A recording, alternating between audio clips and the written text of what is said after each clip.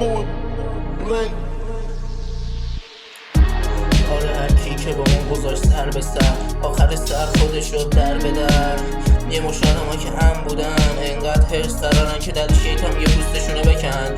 فرقم نمیکنه بذار هرچی که میخوام پشت سرت بگم، تشین بقیه رو دور بزن. هر کسایی که فشار میخورن بذار برن، آره بذار برن تا از شدت فشار برن بدن. مهم نیست تو سختی چقدر، مهم اینه که فردا از شدت سختی میشی الماس گرون با قیمت نقد. آره حاجی وقتی شما مشکلات کنی عقد، تو قدرت و روشن باشی مثل رد. آره به تخمت بگیر حرف دشمنا تو عظیم ببر.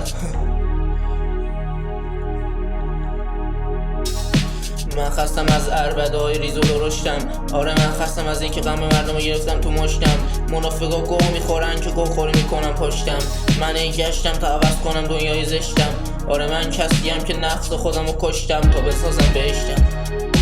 آره تو این میدان این منم که شدم شیطان. آره اون رفقای کسکش معلوم نیست کجا پیدان. من تک تنها که نشستم و این نیستم تو ایوان. ای وای آره بذارم آدمای تنبل هی بشینم پای منقل، اهمیت نده بهشون اصلا. اینی به ظاهر مرا فقط دشمنتن هستن رسما. آره این کسکشا دیگه برات بس.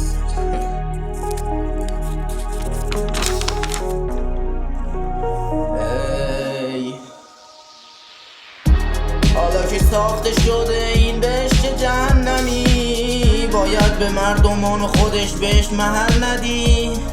اینا هستن فقط یه مشت آدم کسکش دقل ردی. آره به خاطر منه که تا الان بغلمین، کنی و بگین که اقلنین بلدمین.